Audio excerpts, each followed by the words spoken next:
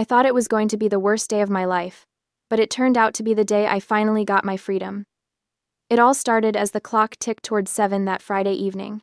The emerald green evening gown felt like silk against my skin as I descended the staircase in my parents' Mount Pleasant home. I'd worked 2 extra jobs to buy at weekend shifts at the campus bookstore and late nights waitressing at a seafood shack on Shem Creek. Every time a customer was rude or my feet ached, I'd picture myself in this dress, walking into Magnolia's for my 21st birthday dinner, the legal milestone. The night I'd finally be the main character in my own story, just for once. I adjusted my earrings at the landing, my reflection catching in the hallway mirror. My makeup was perfect. Smoky eyes, bold lip. My heart raced with a hope so fragile I was almost afraid to feel it. Then I reached the bottom of the stairs and froze. The living room looked like a funeral parlor. The heavy curtains were drawn despite the golden evening light outside. The lamps cast long, dramatic shadows across the hardwood floor. And there, sprawled across the leather sectional like a Victorian invalid, was my sister Tiffany. She was 25 years old and wearing stained pajama pants with a ratty college sweatshirt she'd never earned. Her eyes were swollen, mascara streaked down her cheeks in theatrical rivers. Crumpled tissues surrounded her like fallen snow. My parents, Gary and Brenda Monroe, knelt beside her as if attending to a dying patient, whispering soothing nonsense and stroking her hair. No one was dressed for dinner. My stomach dropped. "Mom?" My voice came out smaller than I intended. "We have reservations at 7. We should leave soon if we're going to." My mother's head snapped up. Her eyes met mine, and there was no guilt there, no apology, only cold, calculated accusation. She stood and moved to block me at the bottom of the stairs, her hand shooting out to grip my wrist. "Take off your shoes immediately." Her voice was a harsh whisper. "Don't make a sound. Your sister is suffering. Can't you see that?" I stared at her, my mind struggling to process what was happening. Behind her, I could see my father rubbing Tiffany's back in slow circles, while she sobbed dramatically into a decorative pillow. 2 months ago, I'd called Magnolia's the day they opened reservations. I'd marked it on my calendar in red ink. 21, the birthday that mattered in America, the one that meant something. I'd planned this dinner down to the minute, coordinating schedules, confirming and reconfirming. And now my mother was telling me to take off my shoes and be quiet. "What happened?" I asked, though part of me already knew the answer would be something absurd. Something that wouldn't matter to anyone except Tiffany. "Your sister is going through something," Mom hissed. "She needs us tonight. Surely you can understand that family comes first." Family. The word tasted like poison. I felt anger building in my chest, hot and unfamiliar. But then that old instinct kicked in, the one that had been trained into me since childhood. Be the peacekeeper. Don't make waves. Keep everyone happy except yourself. I opened my mouth to say something gentle, something understanding. To ask if maybe we could still go. Just for an hour. That's when Tiffany screamed. The sound shattered the artificial quiet like breaking glass. She lunged off the couch and grabbed the bottle of wine sitting on the side table. Dad's expensive Napa Valley Cabernet, the one he'd been saving for a special occasion. "If you dare leave me home alone tonight." She held the bottle over her head like a weapon, her face contorted with rage. "If you dare go celebrate her birthday while I'm suffering like this, I will smash this house to pieces. I'll throw this through the TV. I'll swallow a whole bottle of sleeping pills. I swear to God I will." She advanced toward the entertainment center, where my father's prized 80-inch flat screen hung on the wall, the bottle trembling in her raised hand. My father didn't tell her to calm down. He didn't take the bottle away or tell her she was being ridiculous. He spun around to face me instead. His face was red, the veins in his neck bulging. "Do you see how selfish you are?" His voice cracked with exertion. "Do you see what you're doing to this family? Cancel the table immediately. Go to your room. We're having frozen pizza tonight, and you're going to sit there quietly and be grateful we're even acknowledging your birthday at all." The words hit me like physical blows. I stood there in my emerald green dress, my carefully applied makeup, my painful heels. I'd spent weeks planning this, months saving for this dress, years dreaming of one night where I mattered, and my father was ordering me to my room like a child. Something inside me cracked. Not broke, not yet, but cracked enough that light started seeping through. This wasn't just thoughtlessness. This wasn't just Tiffany being dramatic or my parents being dense. This was calculated. This was cruel.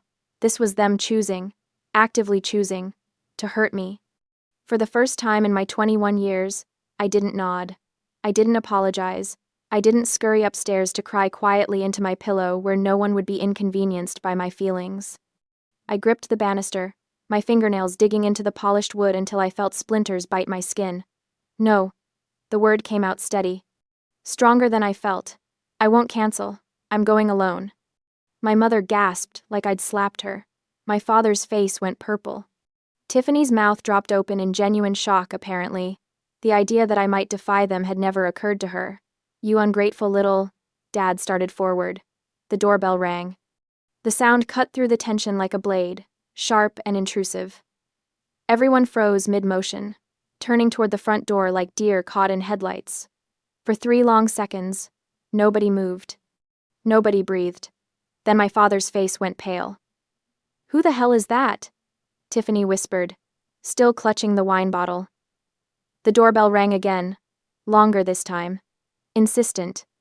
And somehow, I knew with a certainty that made my pulse quicken that everything was about to change. My father practically lunged for the door, his body language shifting from rage to panic in an instant. He smoothed his shirt, pasted on a smile that didn't reach his eyes, and opened the door just wide enough to block the view into the living room. "Logan!" His voice came out too loud, too cheerful. "What a surprise. We weren't expecting..." "I told you I was coming." The voice from outside was gravel and ice. 2 days ago. You said it was fine. Uncle Logan. My father's older brother. Dad laughed nervously, using his body to fill the doorway. Right, of course. It's just that, He lowered his voice, but the house's acoustics carried every word straight to where I stood, frozen on the stairs. Kayla has severe food poisoning. She's been vomiting her guts out upstairs all evening. We'll probably have to cancel the party. The poor girl is in bad shape.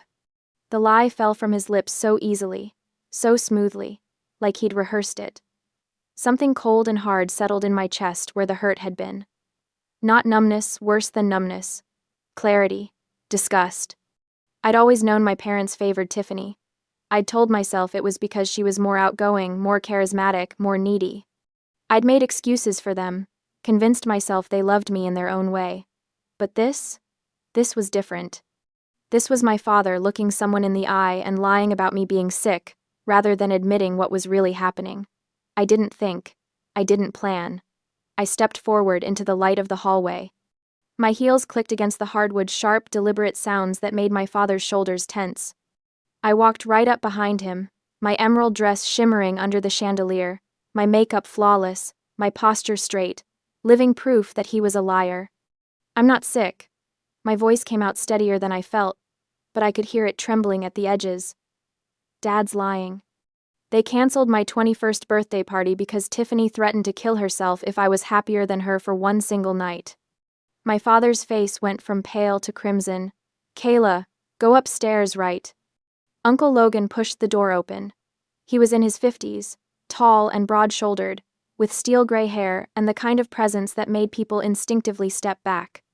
He wore an expensive suit despite the Charleston humidity, and his eyes, sharp and assessing, took in the scene with the cold efficiency of a man who'd built a real estate empire from nothing. He looked at Tiffany, still clutching the wine bottle like a weapon. At my mother, frozen beside the couch. At my father, whose mouth was opening and closing like a fish. Then he looked at me. Really looked at me. At the dress, the makeup, the heartbreak probably written all over my face despite my best efforts. "Gary." Uncle Logan's voice could have cut glass. "Let me make sure I understand this correctly." He stepped fully into the house, and my father had no choice but to back up. Uncle Logan's gaze never left Dad's face, and I watched my father shrink under it. "You called me 3 weeks ago," Uncle Logan continued, his tone conversational but deadly. "You told me you needed an extra $2,000 this month, because the accounting business was struggling, and you needed to make sure Kayla's tuition was covered. You said education was the priority, that you'd do anything to make sure she graduated." Dad's mouth opened, but no sound came out. "I've been sending you $6,000 a month for the past 2 years," Uncle Logan said. "You told me it was for Kayla's education, for the mortgage, for keeping this family afloat while you got the business back on track." He turned to look at Tiffany, who'd finally lowered the wine bottle but still wore that petulant, entitled expression I knew so well. "So, you're telling me," Uncle Logan said softly, "that I've been paying $6,000 a month to support a 25-year-old woman who threatens suicide when her younger sister tries to celebrate a birthday? It's not like that." Mom jumped in, her voice taking on that syrupy, manipulative tone she used when she wanted something. "Tiffany has been going through such a difficult time. She's sensitive. She's unemployed," Uncle Logan supplied. "Living off her parents at 25? Driving a car she didn't pay for?" Tiffany's face went red. "How dare you? This is my house. Get out." The words hung in the air for a moment. Then Uncle Logan laughed. It wasn't a nice sound. "Your house?" He pulled his phone from his pocket, tapped a few times, then turned the screen toward Tiffany. "The deed says otherwise. This house is in my name. Has been since I co-signed the mortgage 5 years ago and your father defaulted on the first payment." Tiffany's face went from red to white. "And that Mercedes C-Class sitting in the driveway?" Uncle Logan continued, his voice getting quieter and somehow more terrifying. "The one with the vanity plates that say Tiff. That's registered to my company. Part of the business expenses your father claimed he needed." The silence was deafening. I watched my sister's face crumble, watched the reality of her situation crash down on her. She'd thought she was untouchable. She'd thought she owned everything. She owned nothing. "The car keys," Uncle Logan said. "Now." "You can't," Tiffany started. "I can. And I am." He held out his hand. "Keys. Or I call the police and report it stolen." Tiffany looked at our parents, waiting for them to defend her, to fight for her like they always did. Dad wouldn't meet her eyes. Mom stared at the floor. With shaking hands, Tiffany dug into her sweatshirt pocket and pulled out the Mercedes key fob. She threw it onto the coffee table where it landed with a hollow clatter. Uncle Logan picked it up, examined it for a moment, then turned and walked straight to me. "Happy 21st birthday, Kayla." He pressed the key fob into my palm, his hand warm and steady around mine. "I was planning to give you my old Camry, but I've changed my mind. That Mercedes is yours now. Drive away from this asylum immediately." I stared at the keys in my hand, my mind struggling to process what was happening. Behind Uncle Logan, I could see Tiffany's face contorted with rage and disbelief. She opened her mouth to scream again. But then something strange happened. Her expression shifted, just for a second. Her eyes flicked toward the kitchen counter, toward something I couldn't quite see from where I stood. And then she smiled. Not a big smile, just a tiny quirk of her lips, there and gone so fast I almost thought I'd imagined it. A chill ran down my spine, but before I could process it, I heard a car horn outside. Austin. My boyfriend had pulled up to the curb right on schedule, ready to take me to dinner. "I'll get my things," I heard myself say. I don't remember going upstairs. I don't remember packing my suitcase. But somehow, 10 minutes later, I was dragging it down the stairs, my hand white-knuckled around the handle. My parents were clustered around Uncle Logan near the door. They weren't trying to stop me. They weren't begging me to stay or apologizing for ruining my birthday. They were begging him not to cut off the money. "Logan, please, you have to understand." Mom's voice was desperate, pleading. "We have expenses. We have obligations." "You have consequences," Uncle Logan said flatly, "and you're about to experience all of them." I walked past them like they were strangers. Tiffany sat on the couch, staring at nothing, her face blank except for that strange little smile still playing at the corners of her mouth. Austin was out of his car the moment he saw me, taking my suitcase and loading it into his trunk. He looked at my face and didn't ask questions, just pulled me into a hug that smelled like his cologne and safety. "Take her somewhere nice." Uncle Logan called from the doorway, "Put it on my card. And Kayla?"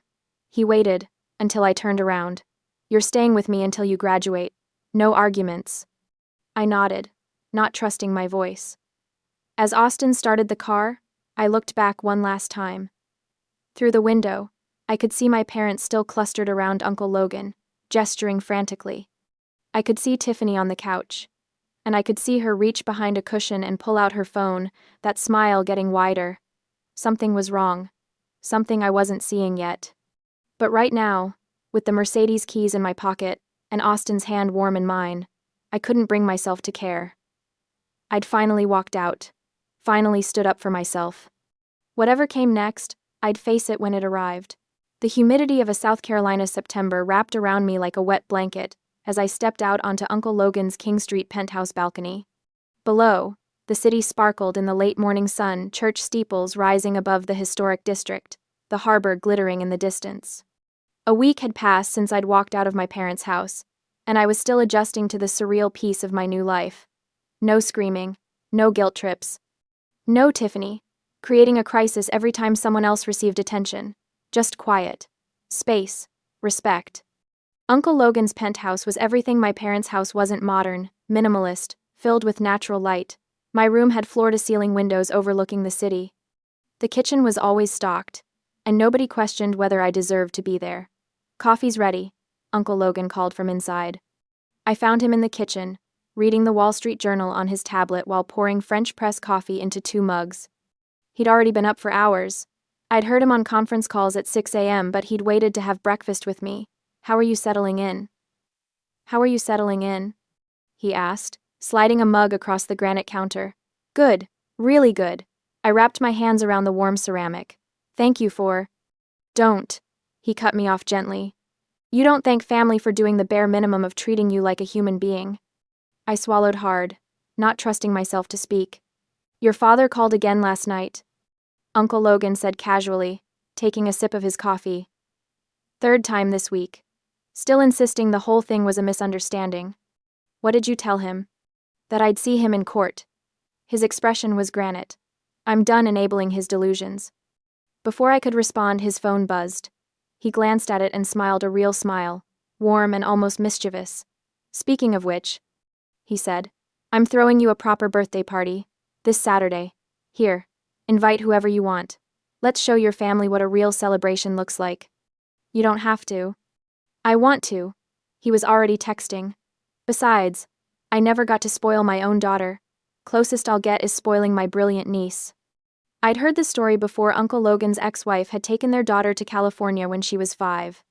He'd paid child support religiously, sent gifts, tried to maintain contact, but the distance and his ex's hostility had won out. His daughter was 23 now, living in San Francisco, and they spoke maybe twice a year. Maybe that's why he'd stepped in for me so decisively. Maybe I was his second chance.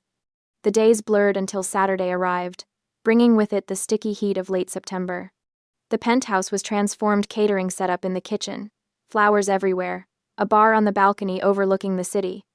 Uncle Logan had invited his business associates and their families along with my friends from the College of Charleston. The whole place glowed with golden hour light filtering through the windows. I wore a white sundress and felt, for the first time in years, genuinely happy.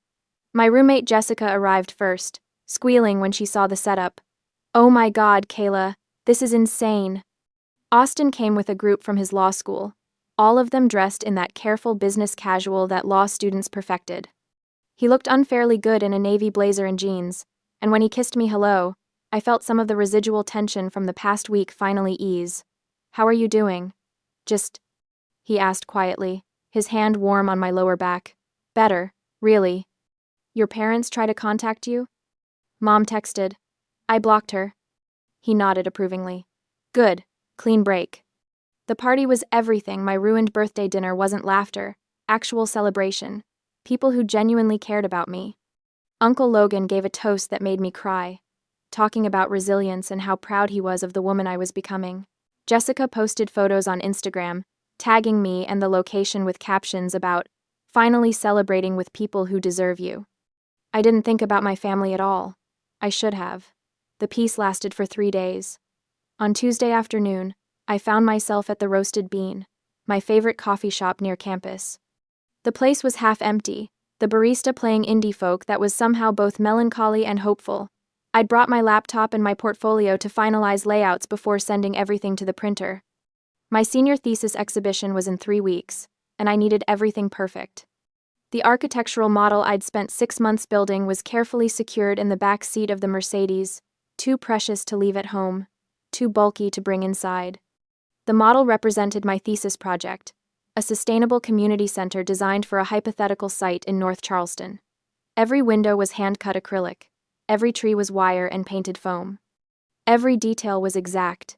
It was my future, My career. Everything I'd worked for. I ordered my latte and settled at a corner table, spreading out my work. The familiar ritual soothed me, opening files, checking measurements, adjusting layouts. For an hour, I lost myself in the work. Then my phone buzzed. Austin. Running 10 minutes late. Just left campus. Want me to grab you anything? Me. Just you. See you soon. I smiled at my phone, then glanced out the window to where the Mercedes sat in the parking lot. The afternoon sun glinted off its silver paint. And then I saw her. Tiffany. She was walking through the parking lot, looking around like she was searching for something. My heart started pounding. How did she know I was here? Then I remembered. Find My Friends. The app we'd set up years ago when Mom insisted the family needed to stay connected. In my rush to leave, I'd never turned off location sharing. Stupid. So stupid. I watched as Tiffany circled the Mercedes, trying the door handles. They were locked. I'd checked twice, but she didn't look deterred. She reached into her pocket and pulled out something that glinted in the sun. A key. My breath caught. The spare key. The one that used to hang on the hook in my parents' kitchen. Uncle Logan had taken the primary fob, but he'd never thought about the spare. None of us had. I jumped up, my chair scraping against the floor loud enough to make the barista look up. But I was too far away, and Tiffany was already unlocking the door, already reaching into the back seat toward my model. A car screeched to a stop behind the Mercedes. Austin practically launched himself out of his Civic, still wearing his suit from a moot court session. He must have seen what was happening as he pulled in. "Hey!" His voice carried across the parking lot, sharp with authority. "Step away from the car!" Tiffany jerked back, but not before her hand closed around one of the model's supporting beams. She was smiling that same strange smile I'd seen at the house. "It's not your car, Austin," she said sweetly. "It's family property. I'm just retrieving what belongs." Austin grabbed her wrist. Not hard enough to hurt, but firm enough that she couldn't pull away. His law training kicked in, his voice going cold and professional. "Property damage over $1,000 is a felony in South Carolina. That model is worth easily 3 times that in materials and labor." His eyes bored into hers. "Do you want to go to jail today? Because I will call the police right now, and I will press charges on Kayla's behalf, and you will be arrested for attempted vandalism and theft." Tiffany tried to yank her arm back, but Austin held steady. "Let go of me. You're assaulting me. I'm preventing you from committing a crime." His voice didn't rise, didn't waver. "There are 3 security cameras in this parking lot. Every second of this is being recorded. So you have a choice. You can drop whatever you're holding, hand over that spare key, and walk away. Or I can call 911 right now and you can explain to the cops why you're breaking into a vehicle that isn't yours." I ran out of the coffee shop, my heart hammering. By the time I reached them, Tiffany's face had gone from smug to panicked. She looked at me like I was supposed to save her. Like I was supposed to be the peacekeeper, the one who smoothed things over and made problems disappear. I pulled out my phone and started recording. "Let go of the model, Tiffany," I said quietly. My voice was steady, cold even. I didn't recognize it. "Kayla, come on." She tried for a pleading tone. "This is ridiculous. It's just a school project. It's 6 months of work. It's my thesis. It's my future." I kept the camera trained on her face. "And you were about to destroy it because you can't stand to see me succeed. That's not. Drop it, give me the key, and leave." For a long moment, Tiffany just stared at me. Like she couldn't believe I was standing up to her. Like she couldn't process that I'd stopped being afraid. Then, slowly, she released her grip on the model. Austin let go of her wrist, and she stumbled back. "The key?" I repeated. She dug into her pocket and threw it at me. I caught it against my chest, felt the metal warm from her body heat. "You're going to regret this," she hissed. "All of you. You have no idea what you've started." She turned and stalked away across the parking lot, disappearing around the corner toward the bus stop. Austin immediately went to inspect the model, his hands careful as he checked for damage. "It's okay. She barely touched it. Nothing broken." I nodded, but I couldn't stop shaking. "Hey." He pulled me into a hug, and I buried my face in his shoulder. "You're okay. It's over." She smiled, I whispered. "Right before you showed up," she smiled. like she was looking forward to destroying it. I know. His arms tightened around me. I saw. That night, back at the penthouse, I couldn't sleep. I kept thinking about that smile, about the spare key none of us had remembered, about how Tiffany had known exactly where I was. Austin had stayed for dinner, and now we sat on the balcony with Uncle Logan, the city lights spreading out below us like fallen stars. "She's escalating," Austin said. He'd changed out of his suit into jeans and a t-shirt, but his expression was still serious. First, the suicide threats to control you. Then Uncle Logan steps in and takes away her toys. Now she's going after your future directly. "What do we do?" I asked. "We protect you legally." Austin pulled out his phone, making notes. "First thing, change all your passwords. Turn off location sharing on everything. Get new locks for the Mercedes. Document everything she does from now on." Uncle Logan nodded. "I'm already talking to my lawyer about the civil suit. Your parents took $50,000 from me over the years, claiming it was for home repairs. I want it back, with interest. There's something else." I hesitated, then pulled out my old laptop, the one I'd used in high school, the one that still had the family email synced. I knew my dad never fully deleted anything, always hoarding digital files like he hoarded receipts. I opened the laptop and navigated to the deleted items folder in the email client. It took me 10 minutes of scrolling, but I found it. A scanned copy of a check from my grandmother's estate, dated a year ago, $15,000. It was made out to me, intended for my tuition, and on the back, under the endorsement line, was a signature. "That's not my signature," I said quietly, turning the screen so they could see. "Look at the loops on the K. They're wrong, and I never signed my middle initial, but whoever forged this did." Austin leaned in, his expression hardening as he read. "Jesus Christ." "Wire fraud," Uncle Logan said softly, "and identity theft. That's a federal crime. They stole $15,000 from you." Austin was already pulling up legal statutes on his phone.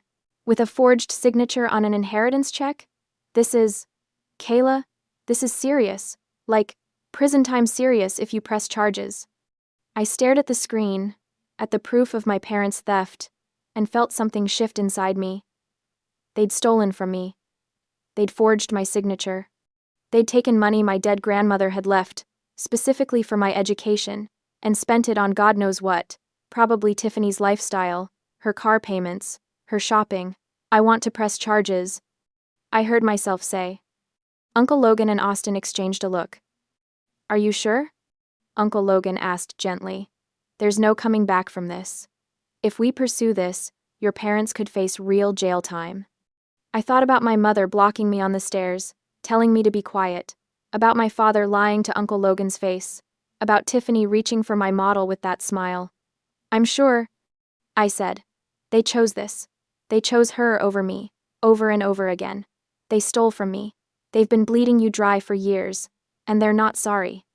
They're not even a little bit sorry." Austin nodded slowly. "Okay. Then we document everything. We build an ironclad case, and we make sure they can't hurt you anymore." I looked out at the city, at the Ravenel Bridge lit up in the distance, and felt something like power settling into my bones. I wasn't the peacekeeper anymore. I was done keeping the peace. The Facebook post appeared on a Thursday morning, right as I was leaving for my 8 a.m. structures class. I almost didn't check social media. I'd been trying to stay off it, focusing on my thesis work and trying to maintain some sense of normalcy.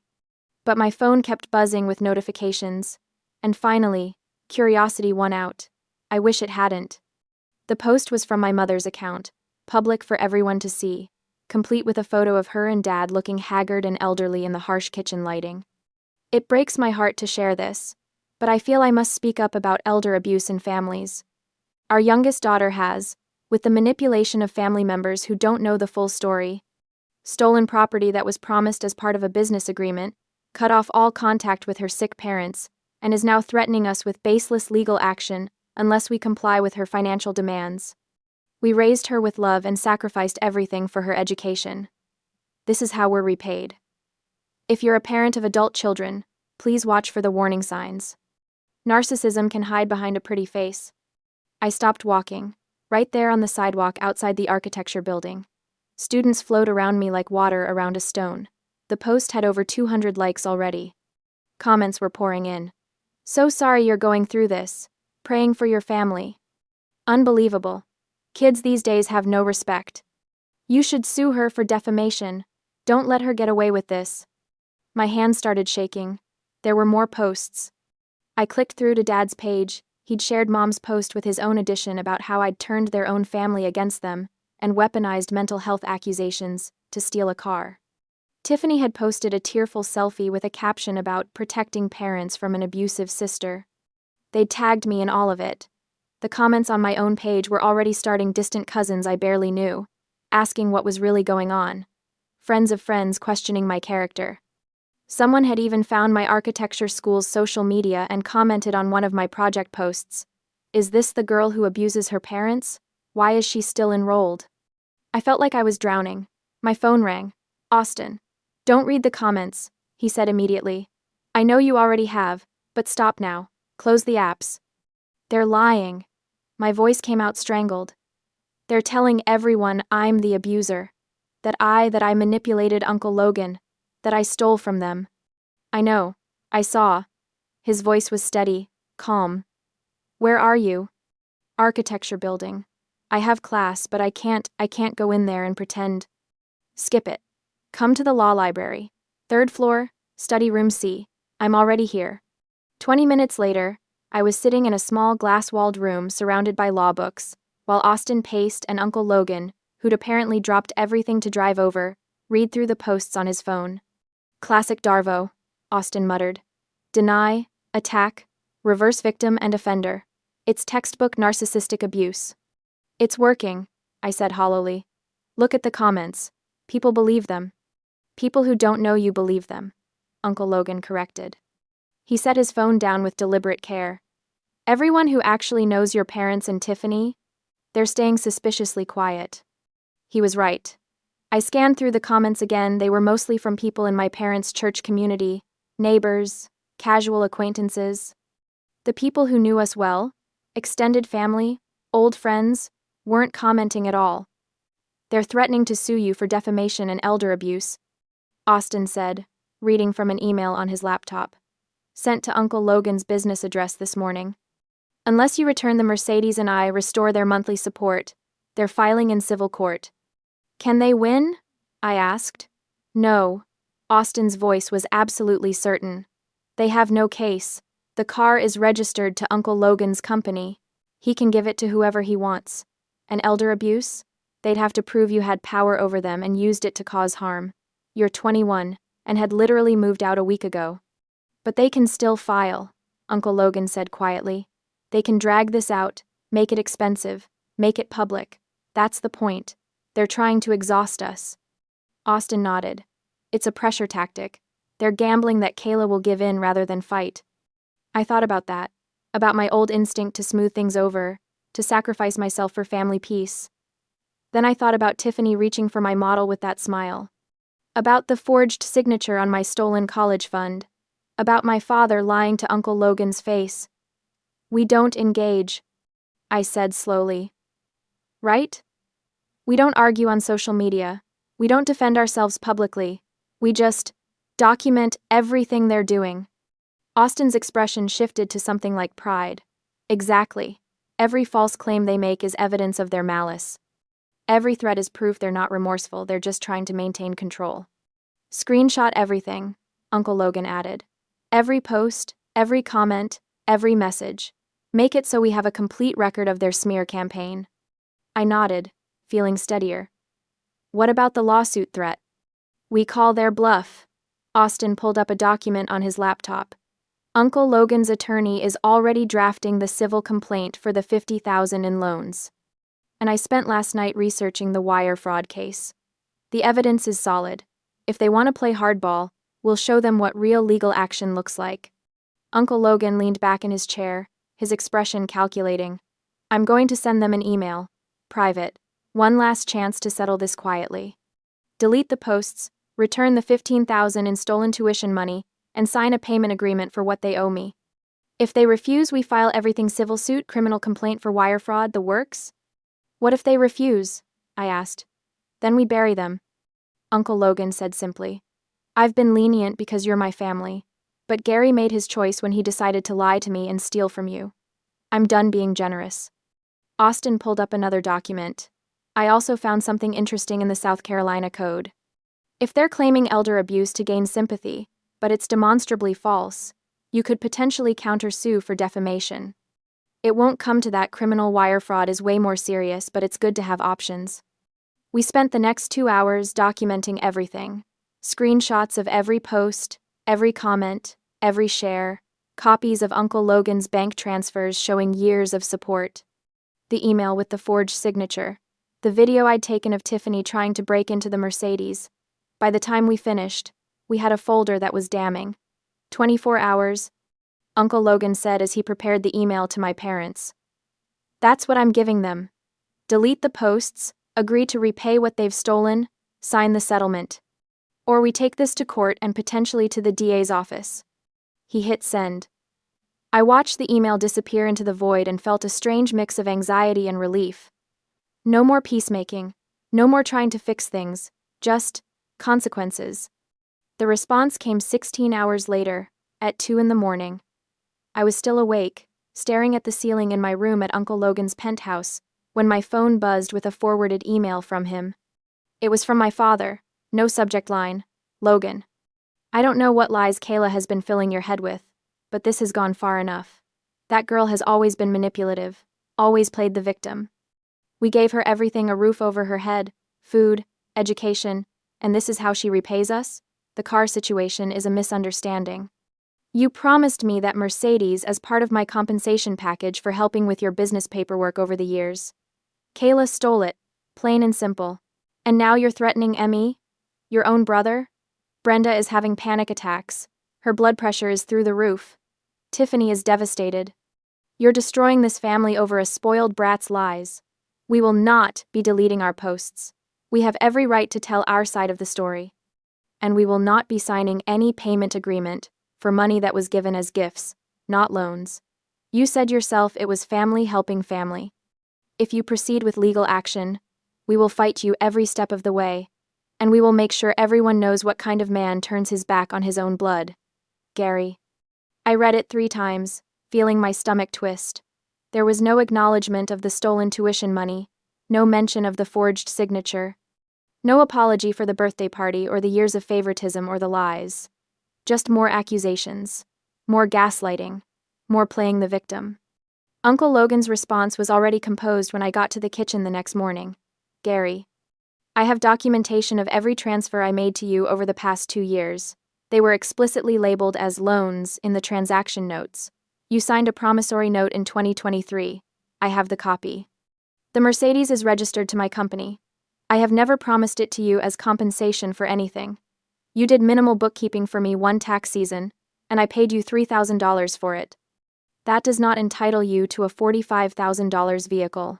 Regarding Kayla's tuition money, I have evidence of wire fraud, a forged signature on her grandmother's inheritance check. A transfer you made without her knowledge or consent. That is a federal crime.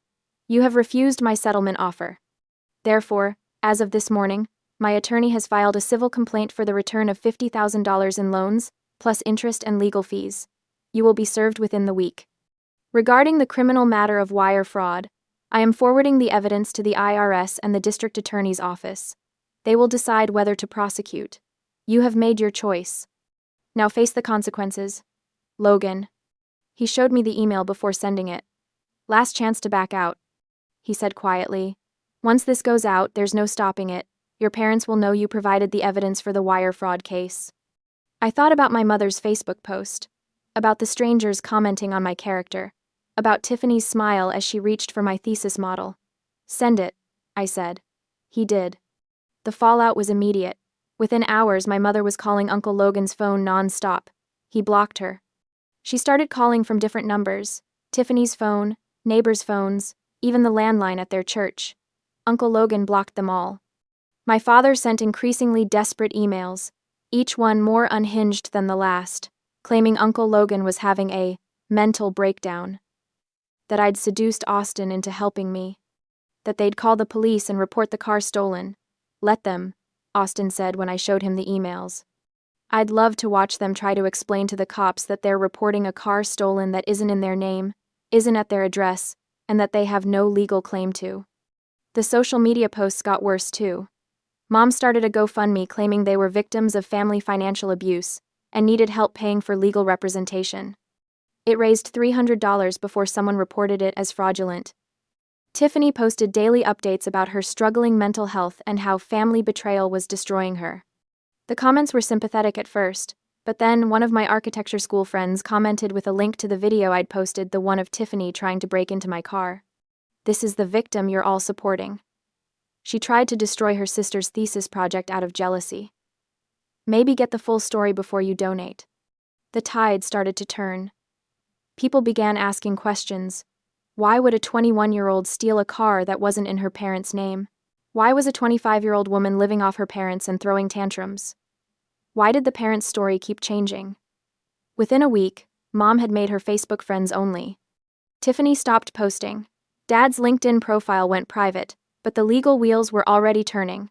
The process server found them at the Mount Pleasant house, the one that was about to stop being their house.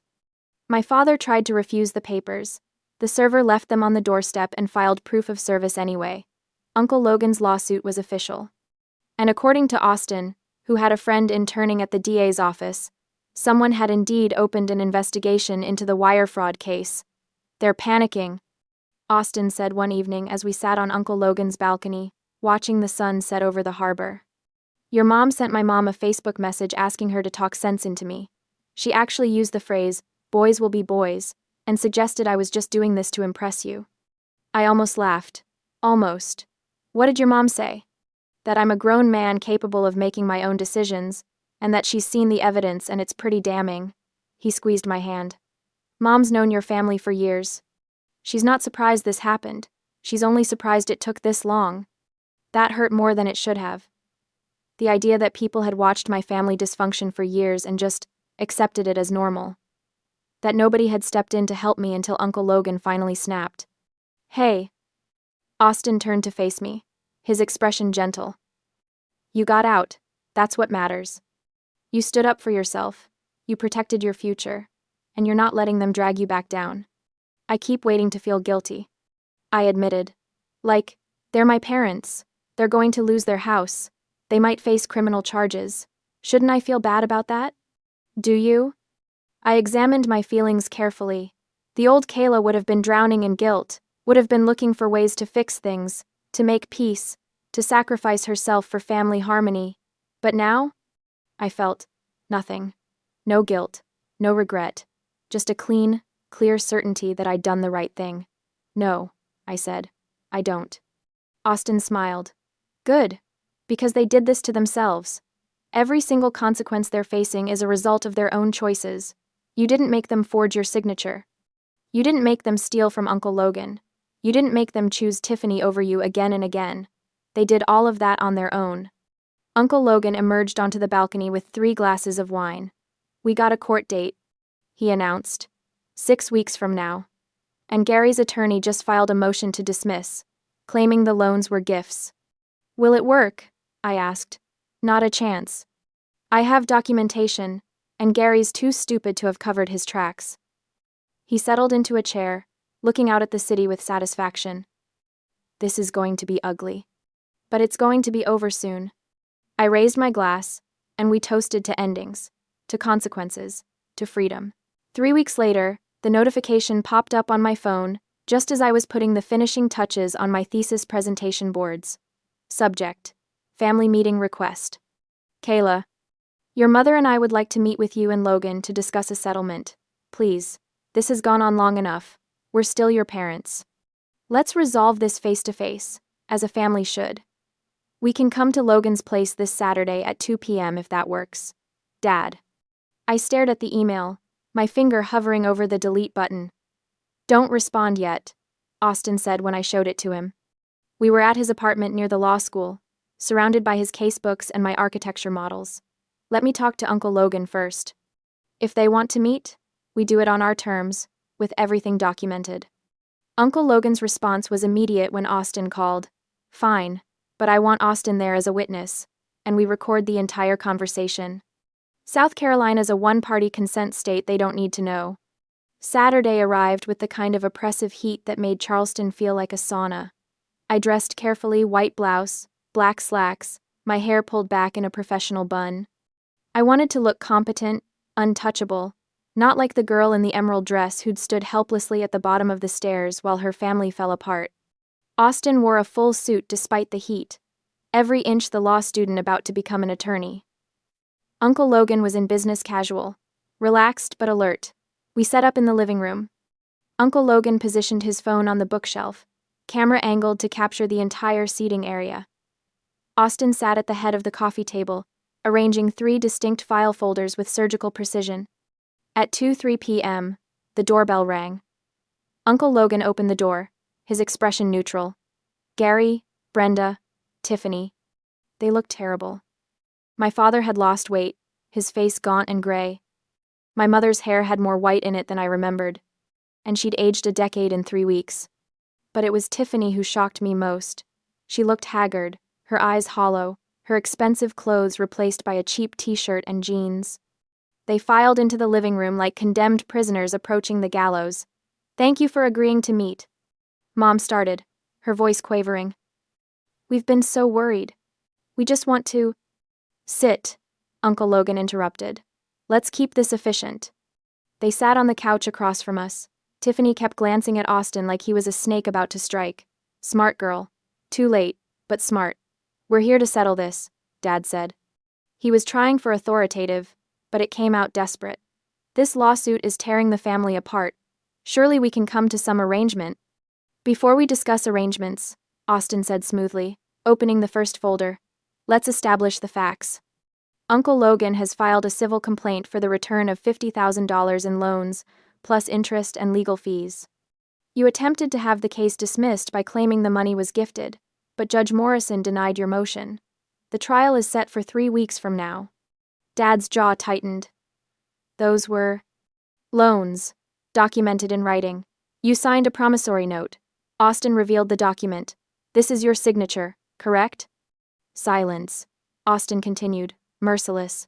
"Separately, there is the matter of wire fraud. $15,000 was withdrawn from Kayla's inheritance, trust the one from her grandmother, with a forged signature. The IRS has opened an investigation. The DA's office is reviewing the case for potential criminal charges." Mom made a choking sound. "We didn't, that was a misunderstanding. We needed the money for—" "For what?" I asked quietly. It was the first time I'd spoken, and everyone's attention snapped to me. "For Tiffany's car payments? For her shopping trips? For maintaining the lifestyle you were all living on Uncle Logan's money?" "We're your parents," Mom said, tears streaming down her face. "We sacrificed everything for you. Put a roof over your head, food on your table. How can you be so cruel?" The old me would have crumbled at those words, would have felt the guilt, the obligation, the desperate need to fix things. The new me felt nothing but cold certainty. "You canceled my 21st birthday," I said evenly. "You prioritized Tiffany's tantrum over my milestone. You lied to Uncle Logan about where his money was going. You forged my signature and stole my education fund. And when I finally stood up for myself, you launched a smear campaign calling me abusive." "You were being dramatic," Tiffany interjected, her voice sharp. "It was just a birthday dinner. I was going through something." "You're 25 years old," Austin cut in. "You're an adult. Going through something doesn't entitle you to destroy other people's lives." He pulled out the second folder. "Speaking of which, let's discuss the attempted vandalism. You used a spare key to unlawfully enter Kayla's vehicle with the intent to destroy her thesis project. We witnessed this. We have it on video. That's criminal trespass and attempted property damage." Tiffany's face went white. "You wouldn't—" "I already did. The video is part of the evidence package submitted to the DA's office." Austin's voice was flat, professional. "You're looking at potential criminal charges as well." "This is insane!" Dad exploded, lurching to his feet. "You're going to send us to prison? Destroy your own family? Over what hurt feelings? Kayla's always been sensitive, always played the victim." "Sit down," Uncle Logan said quietly. Something in his tone made Dad freeze. He looked at his older brother, really looked at him, and saw something that made him slowly sink back onto the couch. Let me make something very clear, Uncle Logan continued. You came here asking for a settlement, so here are your options. He nodded to Austin, who pulled out the third folder. Option 1, Austin said, reading from the document. You sign this payment agreement immediately. You agree to pay Uncle Logan $700 per month for the next 7 years to repay the $50,000, plus interest. You vacate Uncle Logan's property, the house you've been living in, within 30 days. You provide written proof that you've returned the $15,000 stolen from Kayla's education fund within 60 days. We don't have $15,000, Mom whispered. We needed it for. That's not my problem, I said coldly. Sell something. Get a loan. Figure it out. But that money was mine. Grandma left it for me, and you stole it. Austin continued. Additionally, you will delete all social media posts related to this situation, provide written apologies to both Kayla and Uncle Logan, and sign a no-contact agreement. No calls, no texts, no emails, no showing up at Kayla's school or workplace, complete separation for a minimum of 2 years. And if we do all that? Dad asked weakly. Uncle Logan drops the lawsuit. We don't pursue the wire fraud criminal charges. The IRS investigation will proceed independently, but we won't actively cooperate. And the vandalism video stays private. There was a long silence. And, option 2? Tiffany asked, her voice barely audible. We proceed to trial, Austin said simply. Uncle Logan wins his civil case. Your attorney already admitted you can't actually contest the loans. The judgment goes on your credit report. Your wages get garnished at 25% until the debt is paid. The house is foreclosed. And we actively pursue criminal charges for wire fraud and attempted vandalism. You'd send your own parents to prison, Dad said hollowly. No, I corrected. You sent yourselves to prison the moment you forged my signature. I'm just choosing not to protect you from the consequences anymore. Mom was sobbing now, ugly crying that shook her whole body. Tiffany stared at the floor, her hands clenched into fists. Dad looked at Uncle Logan with something like betrayal. You were supposed to be family, Dad said. I am family, Uncle Logan replied, to Kayla, who you abused and neglected for 21 years while I watched and convinced myself it wasn't my business. I'm done making that mistake. He pulled a pen from his pocket and set it on the table next to the payment agreement. You have 2 minutes to decide. The seconds ticked by in crushing silence. I watched my parents looking at each other, having some wordless conversation. Saw Tiffany's face crumble as she realized they were going to choose themselves over her, just like they'd always chosen her over me. Funny how it felt when the tables turned. We'll sign? Dad finally said. All 3 of you, Austin specified. Tiffany is included in the no-contact agreement and the social media deletion requirement. Tiffany looked like she wanted to argue, but one glance at the folders on the table at the evidence of her attempted crime made her swallow her protest. Dad picked up the pen with a shaking hand. He read through the agreement, his lips moving silently, looking for some loophole, some escape. There wasn't one. Austin had been thorough. The pen touched paper. Dad's signature sprawled across the bottom of the first page, then the second, then the third. He passed it to Mom, who signed while crying.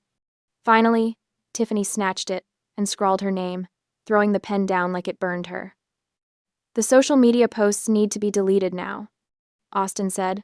While we're all here, I want to verify it. Mom pulled out her phone with shaking hands. I watched as she navigated to Facebook, deleted the post. Dad did the same. Tiffany took longer. She'd posted so many things, but eventually, they were all gone. Payment schedule starts next month, Uncle Logan said. You'll receive invoices by email.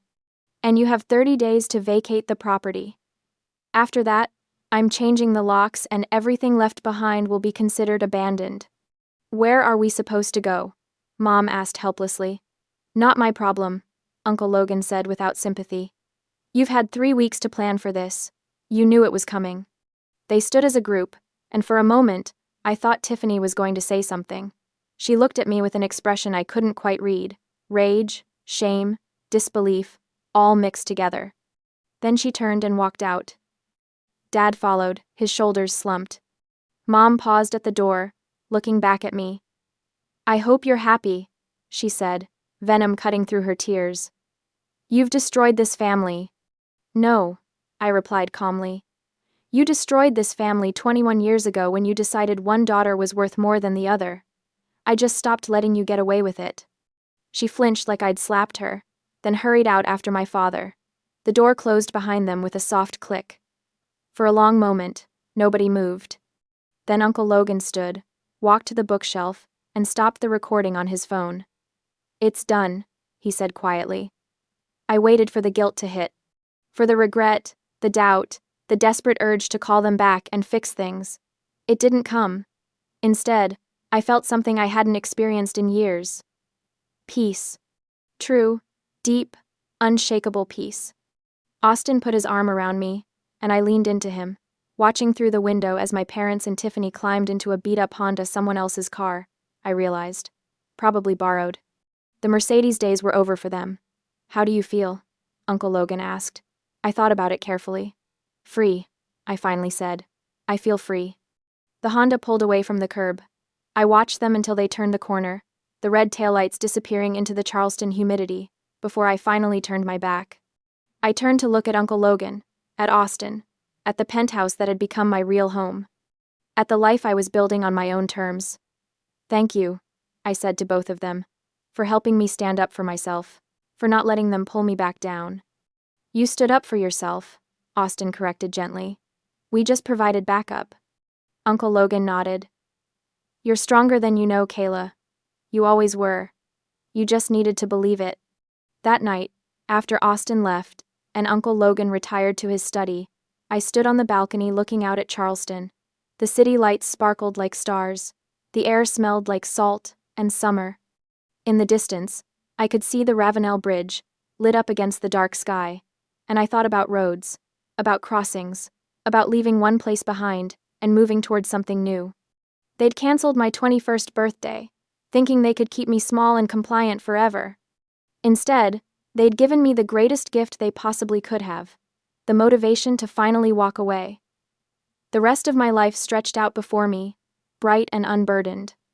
And for the first time in 21 years, it was entirely, completely mine. The sun streamed through the tall windows of the College of Charleston's architecture building, catching the dust motes and turning them into floating gold. 3 months had passed since that Saturday afternoon confrontation, and I was standing in front of my thesis committee wearing a crisp white suit that made me feel like I could conquer the world. My presentation boards lined the wall behind me, months of work, distilled into clean layouts and precise renderings. The architectural model sat on the table to my left, every detail intact, every window catching the light. The sustainable community center I'd designed for North Charleston looked almost real under the presentation lighting, and I'd memorized every square foot of it.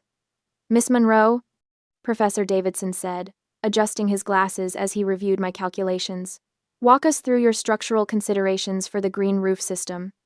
I'd prepared for this. I'd prepared for everything. "The green roof utilizes a modular tray system with native drought-resistant plants," I began, my voice steady and confident. "The structural load is distributed across reinforced steel beams, spaced at 16-inch centers, with additional support columns here and here." I pointed to the model. "The system captures and filters stormwater runoff, reducing the burden on Charleston's aging drainage infrastructure by approximately 40%. Professor Davidson nodded, making notes. Professor Miller, the toughest critic in the department, leaned forward. "And the community programming? How does your design address the socio-economic challenges of the North Charleston neighborhood?" This was the question I'd been waiting for, the one that mattered most.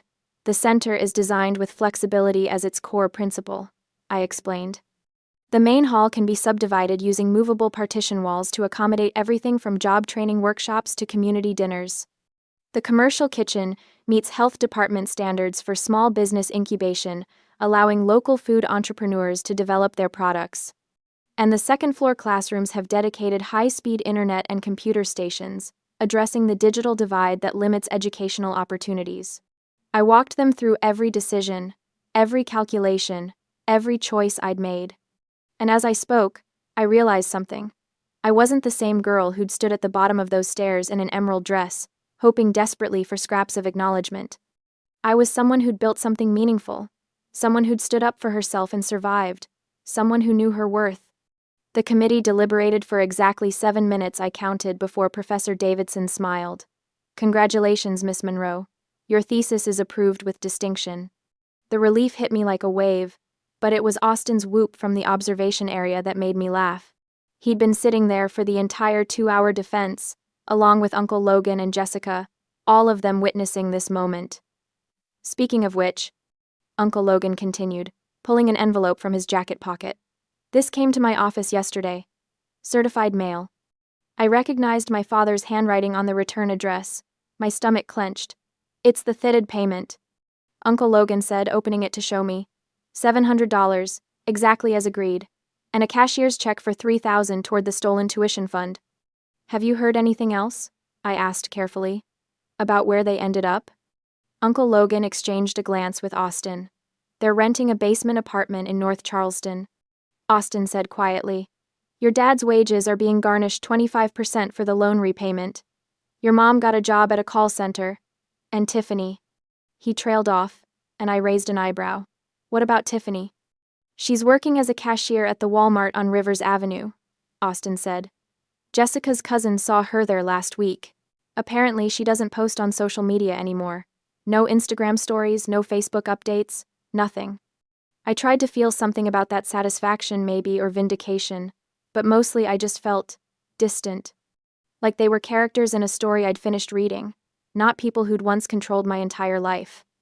Jessica appeared with a bottle of champagne she'd somehow smuggled into the building. Okay, enough serious talk. Kayla Monroe just defended her thesis with distinction. We're celebrating. That evening, Uncle Logan took us all to Magnolia's, the restaurant where my birthday dinner was supposed to have happened. We sat at a table with a view of the water, the late December sun painting everything gold and pink. Austin sat next to me, his hand warm on my knee under the table. My phone buzzed in my purse. I almost ignored it, but something made me check. It was an email from a firm in Charleston, Morrison and Associates, one of the top architectural practices in the Southeast.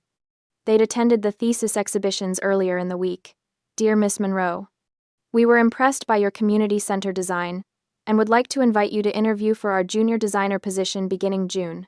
Please contact us at your earliest convenience to schedule. Best regards. Patricia Morrison, FAIA. I stared at the screen, reading it 3 times to make sure it was real. What is it? Austin asked. I handed him my phone wordlessly. His eyes widened as he read, then he broke into a huge grin. Kayla, this is Morrison and Associates. They're one of the best firms in the state. Uncle Logan leaned over to read it, and his expression shifted to something I'd never seen before, pure, unfiltered pride. Of course they want you, he said simply. You're brilliant. They'd be lucky to have you. Jessica squealed and demanded to see the email, and soon the whole table was celebrating again, our waiter bringing complimentary desserts, when Austin told him the news. As the evening wound down and the sky darkened over Charleston Harbor, I found myself thinking about roads again, about bridges, about the journey from that devastating night to this moment. 3 months ago, I'd stood at the bottom of the stairs in an emerald dress, hoping desperately for one night where I mattered. Now I was sitting at Magnolia's in a white suit, with a thesis defense behind me, a job interview ahead of me, and people around me who actually valued who I was. The girl in the emerald dress had been so afraid. Afraid of conflict, afraid of losing her family's love, afraid of being alone. But she'd learned something crucial. Some things are worse than being alone, and sometimes walking away is the bravest thing you can do.